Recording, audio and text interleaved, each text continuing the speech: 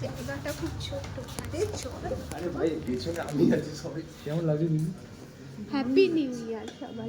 যেটা হলো সেটা দেখে আরো ভালো লাগে। এটা তো প্রত্যেক দিনের ঘটনা, প্রত্যেক দিনের ঘটনা আমাদের। Happy new year. Happy new year. এই মানে এই যে শীত পড়েছে তার মধ্যে এরকম একটা রোমান্টিক গান তোমার থেকে দর্শকরা উপহার পাচ্ছে, কি বলবে ছোট্ট করে? বলবে তো তোমরা, আমি কি বলবো, আমি তো বানিয়ে ব্যস্ত হয়ে গেছে, আমার কাজ হয়ে গেছে। এবার যারা শুনবে তারা বলবে। শাহান দাদা গিয়েছে, আর শাহান দাদার গলার রোমান্টিক গান, প্রেমের গানের জন্য তিনি বিখ্যাত। আর সামনে দুদিন পরেই ভ্যালেন্টাইন্স ডে। একদম। সো আমার খুব ভালো লাগছে যে গানটা আমি তৈরি করেছি। আশা অডিও রিলিজ করছে, প্রচার করছে, আর তোমরা সবাই এসেছো, আজকে লঞ্চ হচ্ছে।